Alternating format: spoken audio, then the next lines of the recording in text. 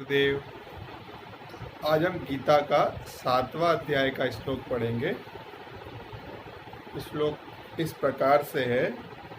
मनुष्याणाम सहस्रेषु कश्चिदति सिद्ध्यते यतात्मपि सिद्धानाम कश्चिन मना वेति तत्वता।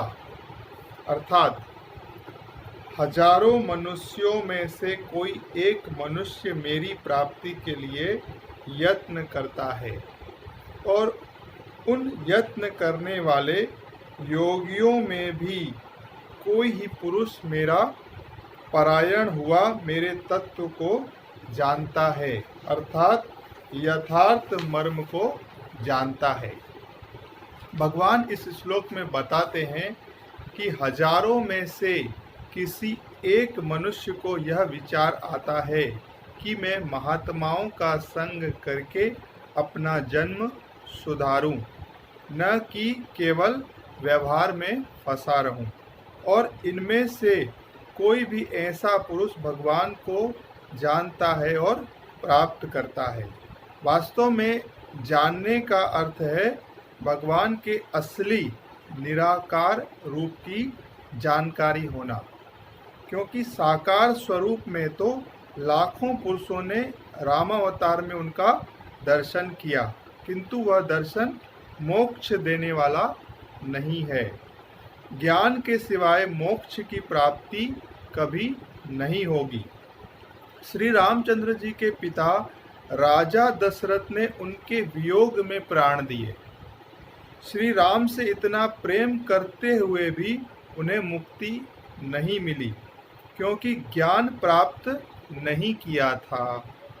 दुर्योधन के पास श्री कृष्ण 3 बार गए कि पांडवों से संधि कर लो, किंतु उसने भगवान की एक न सुनी। यदि उसे विश्वास होता कि श्री कृष्ण साक्षात परब्रह्मा परमात्मा हैं, तो ऐसा व्यवहार कैसे करता। वह तो कई बार भगवान का दर्शन करता रहता था, किंतु उसकी बुद्धि भ्रमित थी। सामने दर्शन करते हुए भी मन मलिन रहा तो कुछ भी प्राप्त नहीं होगा। गुरुजन ने भी अपनी वाणी में कहा है, गुरु देखे मुक्ति न होई, जे गुरु शब्द न धरे प्यार। अर्थात क्या क्या बता रहे हैं भगवान कृष्ण? बता रहे हैं कि हजारों में से कोई एक व्यक्ति होता है जो कि भगवान के स्वरूप को जानता है। भगवान के स्वरूप को जानने का मतलब क्या कि जो भी यह सृष्टि चल रही है, जो भी अभी का समय चल रहा है, या जो आगे समय चलेगा, या जो समय हो चुका, उस सब के पीछे भगवान की एक शक्ति है जो कि कार्य कर रही है। उसी शक्ति से ही पूरी सृष्टि चल रही है।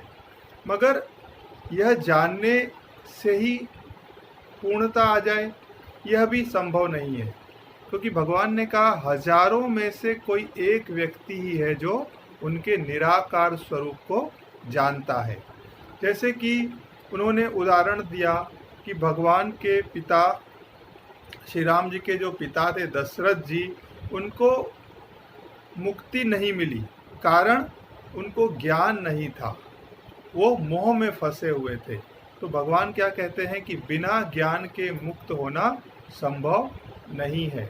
वैसे ही अगर हम किसी मंदिर में जाएं और उस मंदिर में जाकर भगवान के दर्शन करें, दर्शन मात्र से भी मुक्ति नहीं होगी, क्योंकि उसमें हमारी श्रद्धा होना बहुत ज़रूरी है।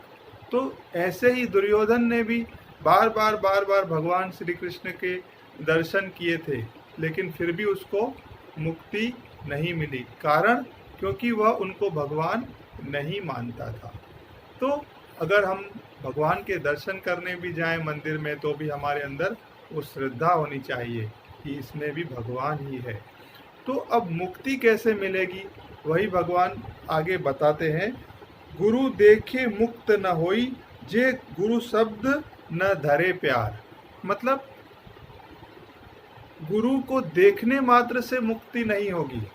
गुरु के शब्द जो गुरु ने हमें हमारे जीवन में कहे हैं, हमको हमारे जीवन में जो बताया गुरु ने कि आपको यह करना चाहिए जिससे हमको मुक्ति मिलेगी, जो भी हमको गुरुदेव अभ्यास बताया, गुरु के द्वारा जो अभ्यास किया, करने को कहा, ज्ञान को अपनाने को कहा, उस ज्ञान के द्वारा, अभ्यास के द्वारा ही हम मुक्त हो सकते हैं। और बिना गुरु के भगवान श्री कृष्ण भी कहते हैं कि उसको स्वर्ग तो मिल सकता है मगर मुक्ति नहीं मिल सकती। तो बहुत अच्छी बात भगवान ने यहाँ बताई कि जीवन में एक सद्गुरु होना बहुत ज़रूरी है, और सद्गुरु के ऊपर विश्वास होना उससे ज़्यादा ज़रूरी है। क्योंकि हम एक मूर्ति के ऊपर तो विश्वास कर सकते हैं, मूर्ति के ऊपर विश्वास कैसे कर सकते हैं? क्योंकि मूर्ति तो कुछ बोलती नहीं, एक मूर्ति की तरह ही होती है। लेकिन जो सद्गुरु होते हैं वो शरीरधारी होते हैं, शरीर में आए हुए होते हैं, तो उनमें भी कुछ कुछ तमो गुण होता है, कुछ रजोगुण में आ जाते हैं, कुछ सतोगुण में आ जाते हैं। तो जब गुरु हमारे नाराज हों, गुस्सा हों, या हमारे ऊपर कुछ हमको लगे कि गुरु हमसे नाराज हैं, तो यह नाराजगी उनकी न समझकर अपनी ऊपर इस नाराजगी को लेना चाहिए, और उस समय उनको क्या मानना चाहिए? शिव स्वरूप हैं वो। और जब वो हमें कुछ आशीर्वाद दे रहे हैं, धन का आशीर्वाद दे रहे हैं, तो उन्हें लक्ष्मी स्वरूप मानना चाहिए, और जब वो शांत हैं तो उन्हें विष्णु स्वरूप मानना चाहिए। तो यह एक बहुत ही बढ़िया सुंदर ज्ञान 7वें अध्याय में इस श्लोक के द्वारा हमको समझने को मिला कि गुरु के बिना हमको जीवन में गति मिलना मुश्किल है। जय गुरुदेव।